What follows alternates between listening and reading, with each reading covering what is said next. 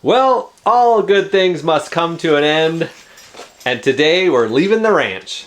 Bye-bye horsies, bye-bye goats, bye-bye doggies. There's a lot of animals on this ranch, and it's been fun to be here. But yes, we're on our way, and we're actually really excited for our next spot, and that always makes it really easy to leave.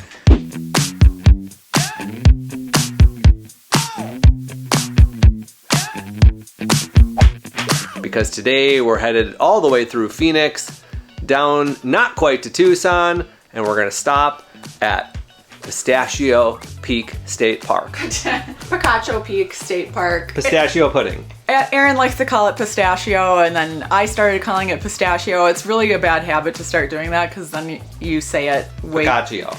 It's Picacho. Picacho.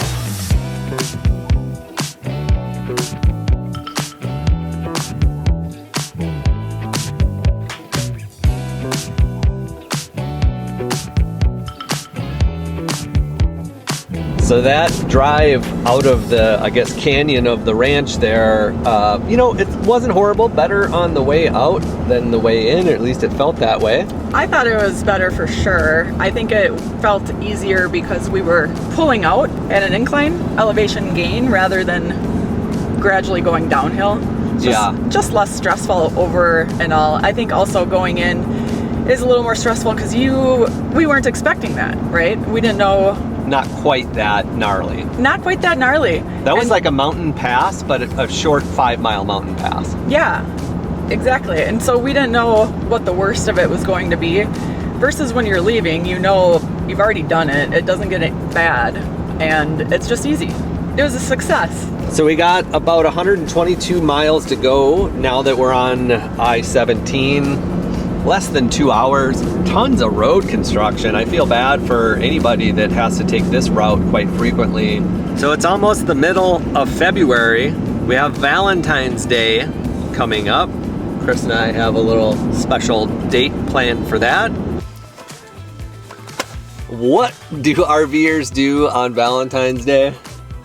They go to an RV show with barbecue and RVs to look at. Aaron's really spending the big bucks this Valentine's with a free lunch. She's smiling over there. Although, I don't know if I told you, a little bit of a cold streak's coming and possibly rain on Valentine's Day. Oh, you did mention that, but I blocked it right out. We're not going to let that ruin our fun. Thanks for reminding me.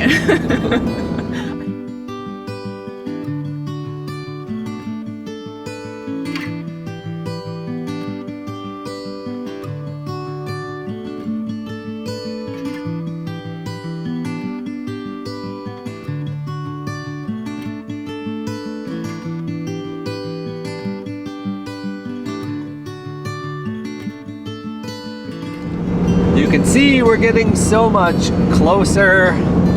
Picacho Peak is in the background. That's going to be a fun peak to hike.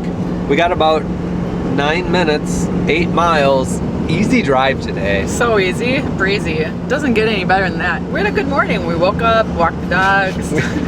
I did my strength training. Aaron did his run. And it was, I don't want to say leisurely because we were like, let's get going and get all this stuff done, but it's always nice to be able to do some extra things before you take off. Somehow it took us to like year 6 of full-time RVing to figure out that when you keep your travel days to like 2 hours, they're pretty easy. But they do still take up like your whole day. Yeah, any travel day is a long travel day. It still takes the whole day, minus a little chunk of you time in the morning. Since we've been moving around Arizona for the past couple months and a little bit of Southern California, we've been just keeping the travel days short, and we've been really liking it. A lot of times we just, we want to get to the next area and the next area, but in the wintertime you start slowing it down. You're confined by the boundaries of the snow, or I should say we are, because we don't want to hit any of that really cold weather. So there's only so many places you can move around. Hence the name by region, by season. That's how we describe where we go throughout the year. A lot of people ask us like, what our route looks like each year, and it really is dictated by region, by season, because in the wintertime we do migrate either to southern Florida, southern Arizona, or southern California. Picacho Peak Road for half a mile.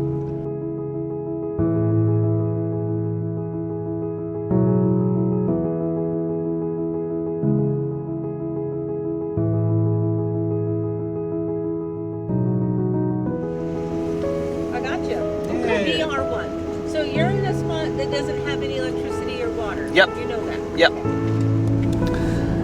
Beautiful saguaros all around here. This was one of the first places ever in Arizona where we were surrounded by saguaros, and it was just, being from Minnesota and Wisconsin, it was a magical moment. So the ranger made an extra point to make sure that we knew that we were going in with no electricity and no water. And that's actually kind of a good little hack I'm finding with these state parks, is that the rustic sites, the ones that are the cheapest and don't have any amenities, are actually the ones that you can get into without having reservations for like months, or perhaps some people even have them probably a year in advance. Yeah, that's a good point, because we don't plan ahead very well for booking anything, and you got us into both of these pretty last minute.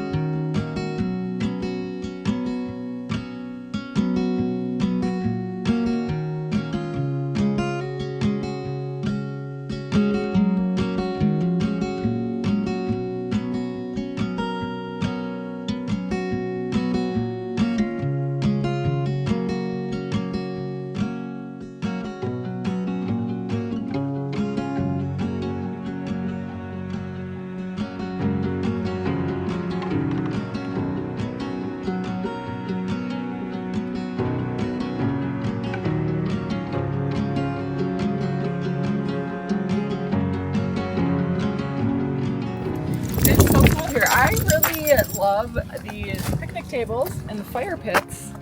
I wasn't expecting it. Look at how nicely groomed that ground is, so you don't get all dirty. It's a one-way street, so half the sites, your patio is facing your patio, and then the other half, your patio is facing that way. And if you actually look, we're in the weeds a little bit here. But we did that so that our windows have a view of Picacho.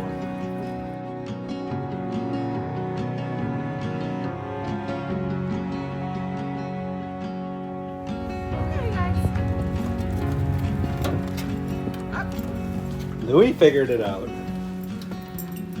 Welcome home! Hey!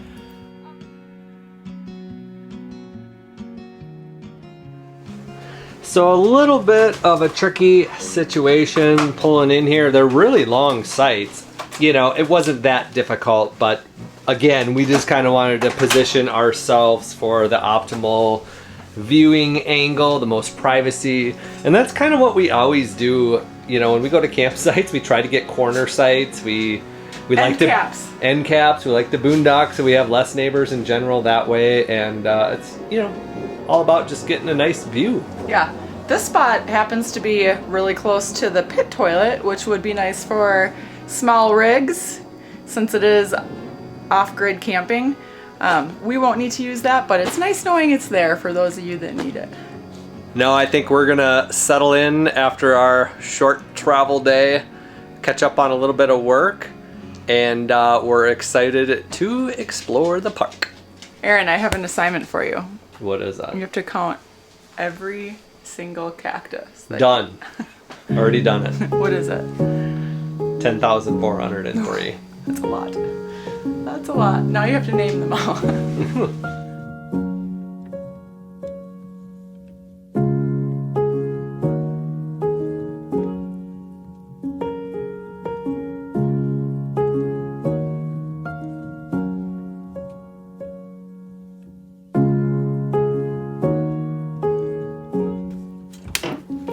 Wait.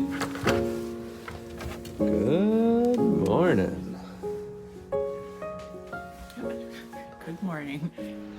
So first morning here at Picacho Peak State Park, enjoying our little backyard, I guess you would call it. So it's not the front yard, it's the backyard. But it's really nice having some extra space. And I mean, look at all this. This is a really kind of private site back this way. The main campground loops are there. And then there's some tenters off that way. But this is just nice. Super peaceful night out here. You can see Picacho Peak up there. That's what we're gonna hike today. I love early morning walks at the campground. It's so peaceful when you can like be the first one out there and you feel like you have these trails and streets to yourself. It's also really helpful when you have dogs because our dogs are so friendly. They want to see every single dog that's walking. So we like to get a little bit ahead of that too so we can get some steps in. Erin's getting wrapped up. We only have a limited number of days, so our first full day, we're gonna hit that hiking hard and make sure that that's a priority while we're here, because that is a big reason why we wanted to camp here. That's all you can do here at Picacho Peak. Yeah, so we need to make sure we get one big dedicated day. We can be out there as long as we want with no stress, and then the rest of our stay will just sneak bursts in where we can. So we'll still get something every day, but today's the big day.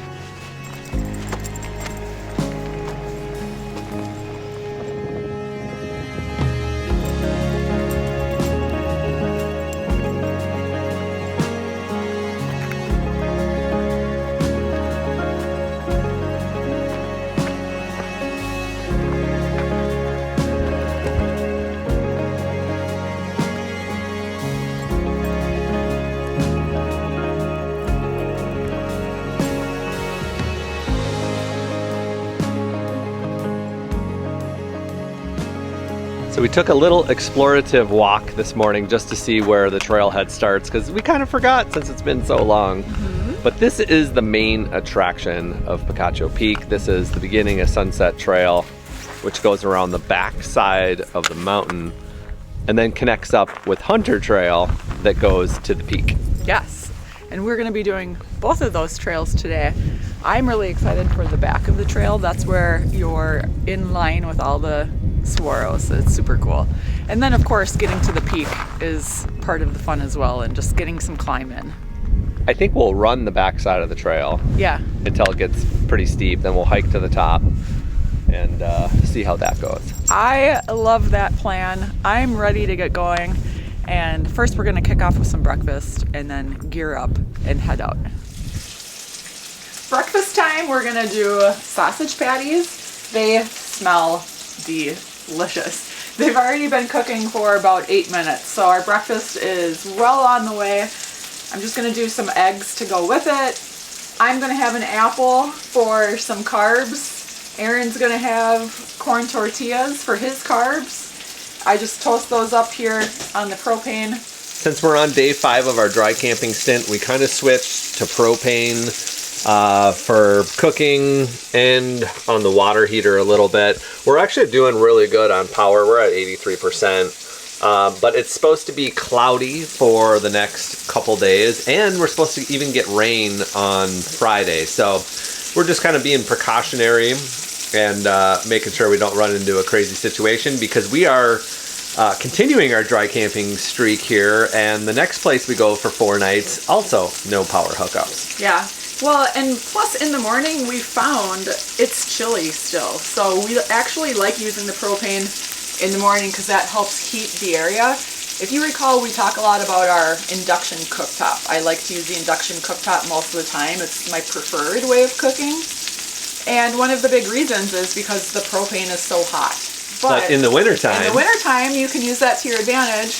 Like right now, we use this to the advantage. And I'll even just roast potatoes in the oven rather than the air fryer, because we like to do roasted potatoes a lot for breakfast. We're not doing them today only because they take longer, but if it was like a normal day where we can take a little bit longer on cooking breakfast, I'd be roasting potatoes in there, and that makes it nice and comfortable. So it's a win-win.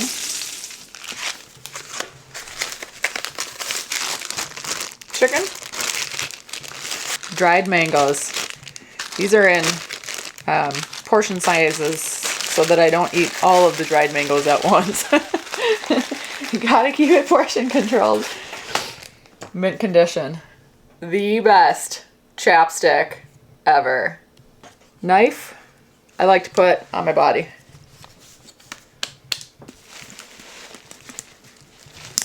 Okay. And we put in more water here.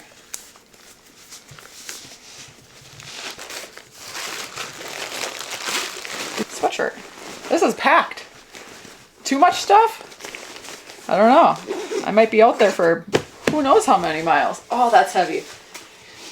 These Solomon packs, best investment ever. A little bit of a price shock when you first go on Amazon to get one. You're like, whoa, that's expensive. But I tell you what, it's worth every dollar. We've got these like, what, 3 years ago? Yeah, turn around. They're in great shape. So comfortable for running. Yeah, it doesn't even look bulky.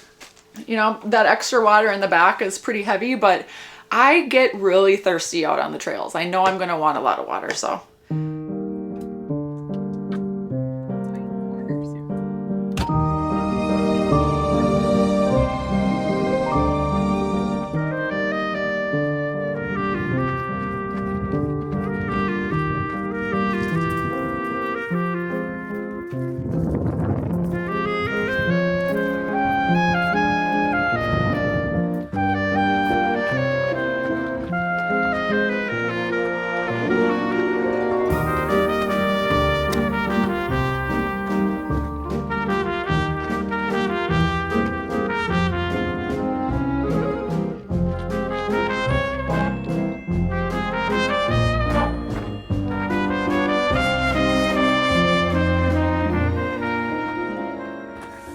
We walked into one of our money shots where you'll be jogging, shuffling, whatever you're doing, and all of a sudden you're just blasted with the sun's hitting all the cacti just right, and all of the beautiful lines in the sky, like the land from afar. You hit these points where you just gotta come to a complete stop.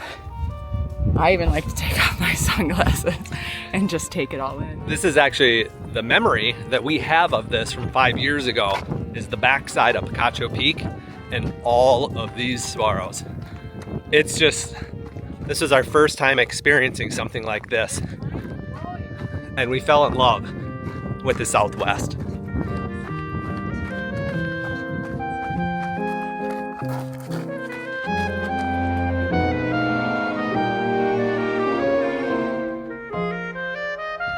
Funny how memory works.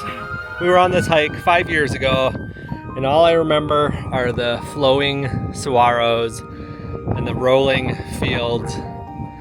And then all of a sudden, this comes back into memory. I know, isn't that weird?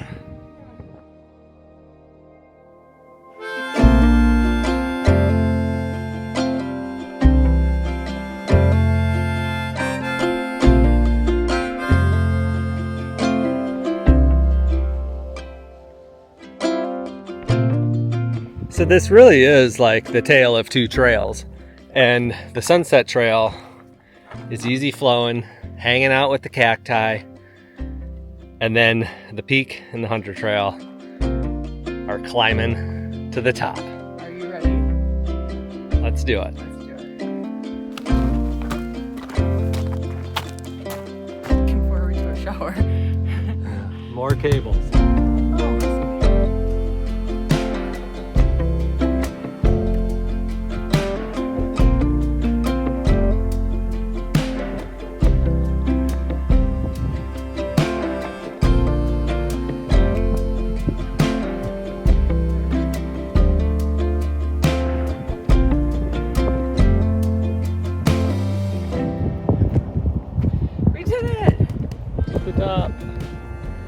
Well, you can't deny the feeling of satisfaction of reaching the summit, right? You can't go anywhere else from here.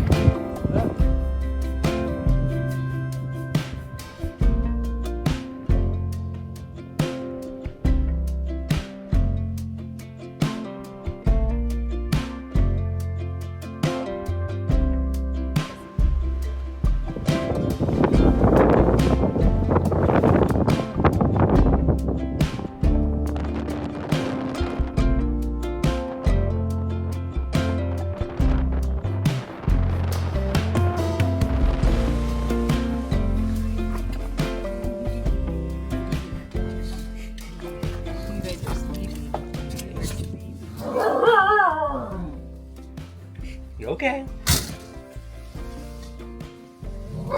Hi. Hi. Yeah, hi. What was the official stats? Okay, 3 hours, 45 minutes. That did involve a lot of stopping and talking. There were a lot of very friendly people on the trails today, weren't there? Yes, yeah, lots of friendly people. So we did stop and talk quite a bit, but we ended up going 7.52 miles. Elevation gain, 2,258 feet. That's decent. I think we did it perfect we were on the backside with the cacti, and the sunshine. And we did that first in the morning sun. You can imagine if it was a really hot day and you're ending on that side, it can be a little bit grueling. So if you do that first, then on the second half when we were coming down, the front was very shaded, which was a relief. It was super windy. We hit a little bit of high wind. It was a little uncomfortable for a couple minutes at a time where Aaron was like ready to just blow right off the ledge there. But I think we nailed it with hitting the backside and the front side. And you gotta go up to the peak. You just have to. Once you get up to the peak, and you can't go any further. It's just a very rewarding satisfaction to know that you made it all the way to the top. You had a rough day, didn't you? And I'm kind of jazzed up right now. I'm feeling good.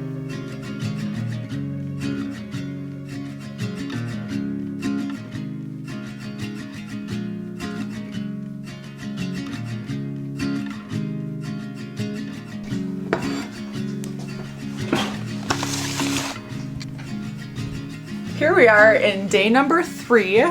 Yesterday we had an epic hike to the peak of Picacho, and now today we're using as a full office productivity day.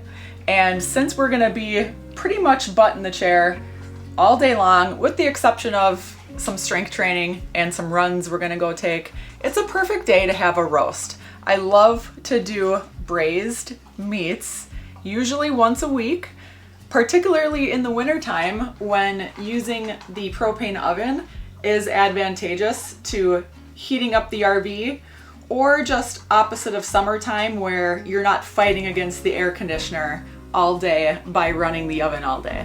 So we really prefer to do these braised meats in the cooler temps. However, I am known to push that and make them all year round. So today we're doing chuck roast. And this is actually my favorite type of braised meats. I'm going to make, it's super simple. I'm going to tell you how I make it. Starting with the chuck roast itself. Last time we showed some burger patties that we had, and we got so many questions on where I order our meat from. Because I do order it online, I stock our freezer full of quality meats. That way, when we're traveling the country, all I need to do is worry about fresh produce on my grocery trips, and it helps me so much by knowing that my protein is stocked. So I get these from Seven Sons. Seven Sons is pasture-raised, regenerative meat, and it's top-notch quality. It tastes delicious. They ship to us anywhere in the nation, which I love. So we will put the link below. You can use that to order. And it is a referral link, so you get $10 off your first order if you use that link. But their roasts come in about 2-pound packages for the chuck roast. So I'm using 2 of them. I always use 2 of them, whether it's their chuck roast or their pork shoulders. I do a lot too. Okay, so I'm gonna salt and pepper the meat up, nice and well seasoned. I'm gonna sear that on my induction in my Dutch oven. I do like to use the induction cooktop to get a nice hot sear. That's one of the advantages of the cooktop versus the propane is it gets nice and hot, nice and quick. And then the braising liquid is really easy. I first start with some chopped up onions, super fast. I put a ton of garlic in there, which honestly, getting all these cloves of garlic loosened and paper removed and roughly chopped, this is the most time consuming of the entire process. Then I deglaze that with an entire bottle of Cabernet.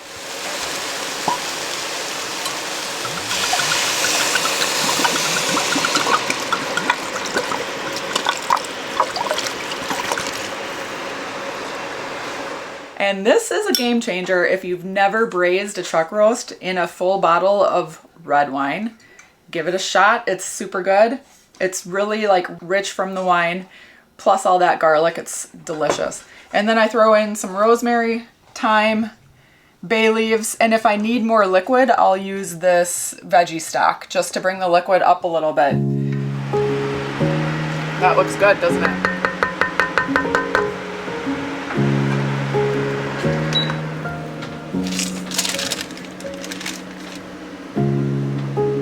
This one on this side. It's gonna be a tight fit in here, Erin.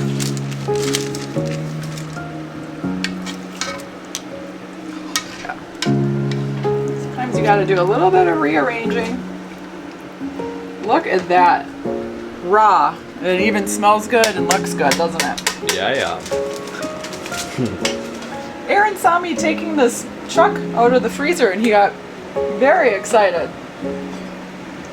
Now we gotta smell it for 4 hours. I know, that's the hard part.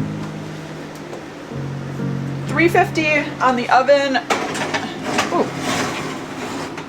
I like to set the timer for 2 hours and I go in, check it, check to make sure there's enough braising liquid, because sometimes if your temperature is too high or you just don't have enough braising liquid, it can all reduce down and then you can score your pot, like burn your pan in there, and you don't want to do that. You don't want to be cooking in a dry pot. The whole point of braising is that it's cooking in a liquid, so just make sure that there's enough liquid at that point. If you need more, you can add beef stock or veggie stock. Most likely I let the roast go for a full 3.5 to 4 hours so it's just tender. I used to rush the process and my roasts, or like my short ribs, would never come out fully like just falling apart. Gotta give it the full 4 hours. Like that is just key. Low and slow. Ooh. It smells good. Hot. Yes. Oh, yeah.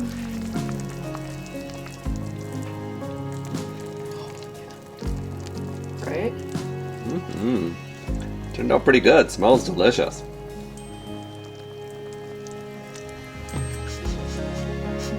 Oh yeah, I'm starving. Potatoes done? Potatoes are done. No bony potatoes here. Are you ready to dig in? Yep. We're gonna dish it up and eat it. What do RVers do on Valentine's Day? Erin's really spending the big bucks this Valentine's with a free lunch. Breaking out all the stops. He said, "Sweetheart, put on your Friday best because we're going to get some brisket and we're going to go look at some RVs." And I actually enjoy both of those things quite a bit, so I'm not going to complain about that. It's going to be a good day. The art of seduction.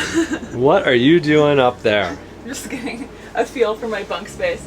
You know, That is your new bedroom. I would actually like to sit up here. You know what this is a good place to stretch.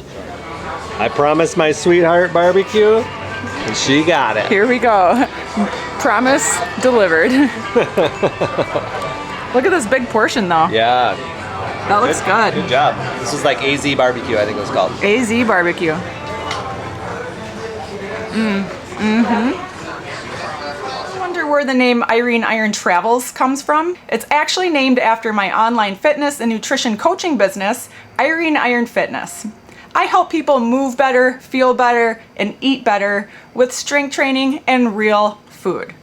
No fad diets, no harsh restrictions, no counting calories, and absolutely no processed food in a package. If you want to get stronger and feel better at any age, check the description below for the links with my new client special, or join in on our next and upcoming group challenge.